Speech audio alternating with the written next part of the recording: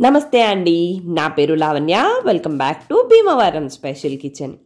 ఈరోజు నేను మీకు భీమవరం స్పెషల్ చేపల ఇగురుని ఎలా ప్రిపేర్ చేసుకోవాలో చూపిస్తున్నానండి. ఇక్కడ నేను పండుగప్ప ఫిష్తో ఎలా ప్రిపేర్ చేసేసుకోవాలో చూపిస్తున్నాను. ఒక్కొక్క ప్రాంతంలో ఒక్కొక్కలా చేస్తారండి ఫిష్ కర్రీ. మరి భీమవరం పరిసర ప్రాంతాల్లో ఫిష్ కర్రీ ఎలా చేసేసుకుంటారో ఈ వీడియోలో క్లియర్గా ఎక్స్ప్లెయిన్ చేసేస్తున్నాను. దీనికోసం ముందుగా ఒక మిక్సీ జార్ని తీసుకుని దాంట్లోకి ఒక 2 స్పూన్ల ధనియాల్ని వేసుకోండి. అలానే ఒక 3/4 టీ స్పూన్ జీలకర్ర, 1/2 టీ స్పూన్ మెంతులు, 2 యాలుకలు, ఒక 2 ఇంచ్ దాల్చిన చెక్క, ఒక 6 లవంగాలు వేసుకుని వీటిలన్నిటిని కూడా మెత్తని పౌడర్ లాగా గ్రైండ్ చేసేసుకోండి. ఇలా పౌడర్ లాగా గ్రైండ్ చేసేసుకున్న దాన్ని పక్కకు పెట్టేసుకోండి. ఇప్పుడు అదే మిక్సీ జార్లోకి ఒక 2 అంగుళాల అల్లాన్ని ఇలా ముక్కలుగా కట్ చేసుకుని వేసుకోండి. అలానే ఒక 10 నుంచి 12 వెల్లుల్లిపాయలను కూడా వేసేసుకోండి. ఫిష్ కర్రీలో వెల్లుల్లిపాయలే ఎక్కువ ఉండాలండి. అల్లం ఎక్కువ వేస్తే కనుక ఫిష్ విడిపోతుంది.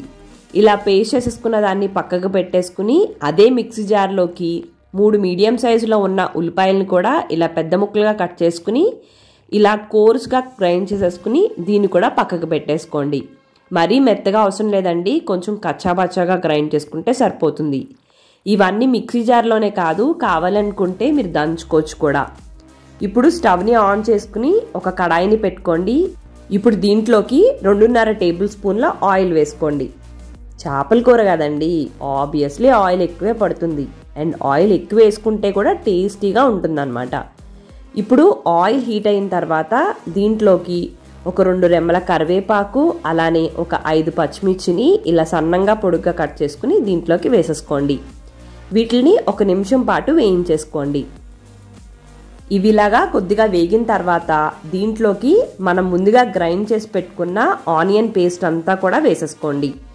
అలానే ఒక 1/2 టీ స్పూన్ పసుపుని కూడా వేసేసుకుని ఆనియన్స్ పచ్చివాసన పోయేంత వరకు కూడా వీటిని వేయించేసుకోండి.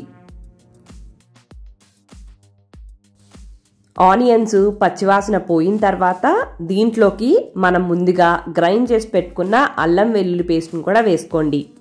మీరు డైరెక్ట్గా మీ ఇంట్లో ఉన్న అల్లం వెల్లుల్లి పేస్ట్ వాడుకోవాలి అనుకుంటే అదొక స్పూన్ వేసుకుని ఆనియన్ని గ్రైండ్ చేస్తున్నప్పుడు ఒక 4-5 వెల్లుల్లిపాయలని వేసుకోండి. అప్పుడు కూడా సరిపోతుందన్నమాట. ఇప్పుడు ఈ అల్లం వెల్లుల్లి పేస్ట్ పచ్చివాసన పోయేంత వరకు కూడా దీన్ని వేయించుకోండి. ఒక 2-3 నిమిషాలు అయితే టైం పడుతుందండి, బట్ వేయించుకోండి. ఒక 2-3 నిమిషాల తర్వాత ఇప్పుడు దీంట్లోకి మనం ముందుగా గ్రైండ్ చేసి పెట్టుకున్న మసాలా పొడి అంతా కూడా వేసేసుకోండి. అలానే ఒక 3 టీ స్పూన్ల కారం కూడా వేసుకోండి. చేపల కూరలోకి ఉప్పు, కారం, ఆయిల్ అన్నీ ఎక్కువ పడితేనే బాగుంటుందన్న విషయం అయితే అస్సలు మర్చిపోకండి. అలానే ఒక 2 టీ స్పూన్ల సాల్ట్ని కూడా వేసుకోండి. కావాలనుకుంటే చెక్ చేసుకుని తర్వాత కూడా వేసుకోవచ్చు. ఇప్పుడు ఇవన్నీ కలిసేలాగా బాగా కలిపేసుకోండి. మనకి చిన్నప్పుడు మిక్సీలు అవి పెద్ద వాడేవారు కాదు అండి. అఫ్కోర్స్ ఉండేవి కూడా కాదు. దంచుకునే దాంట్లో కానీ సనికాల్లో కానీ గ్రైండ్ చేసుకునేవాళ్ళు. అప్పుడు కంపల్సరీ వాటర్ యూజ్ చేసుకునేవారు. మన వాళ్ళకి ఇలా పేస్ట్ లాగా వచ్చేది. సో ఇప్పుడు మనం మిక్సీలో డ్రైగా చేసాం కాబట్టి దీంట్లోకి ఒక 1/2 గ్లాస్ కన్నా తక్కువ వాటర్ని, ఎగ్జాక్ట్గా చెప్పాలి అంటే ఇలా పేస్ట్ కన్సిస్టెన్సీ వచ్చేంత వరకు కొద్దిగా వాటర్ని పోసుకుని దీన్ని మూత పెట్టేసుకుని ఒక 2 నిమిషాల పాటు మగ్గించుకోండి. ఒక 2 నిమిషాలు అయిన తర్వాత లైట్గా ఆయిల్ పైకి తేలడం స్టార్ట్ అవుతుందండి. ఇప్పుడు దీన్ని మరొకసారి కలిపేసుకుని దీన్ని మొత్తం అంతా కూడా సెట్ చేసేసుకోండి.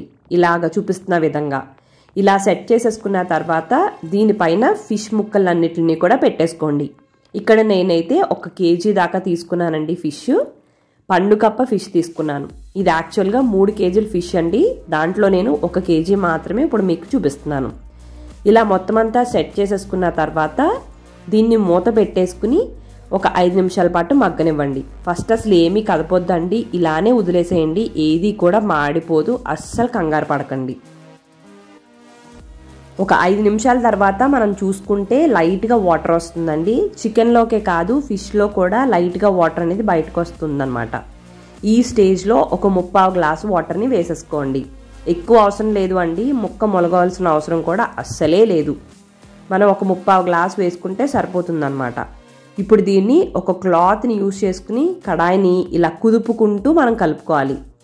గరిటితో మొత్తం ఫిష్ కర్రీని కదిపేస్తే మాత్రం ముక్కలు విడిపోతాయండి. సో కంపల్సరీ ఫిష్ని అయితే ఇలాగే కలుపుకోవాలి. మనం ఇలా కదపడం వల్ల కింద మసాలా అంతా కూడా బాగా కలిసిపోతుంది అన్నమాట. ఇప్పుడు మూత పెట్టేసుకుని దీన్ని సిమ్లో పెట్టుకుని మగ్గనివ్వండి.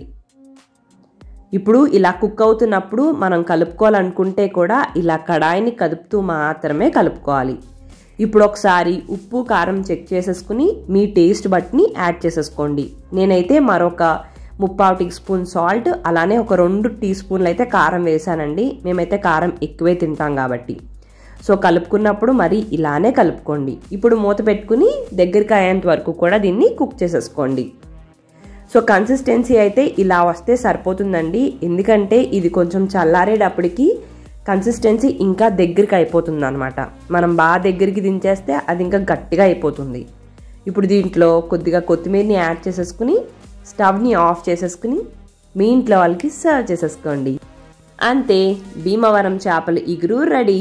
మరి మీకు ఈ వీడియో నచ్చినట్టయితే like, share, comment and subscribe to Bhimavaram special kitchen. Thank you అండి. మరి మళ్ళీ వీడియోలో కలుద్దాం.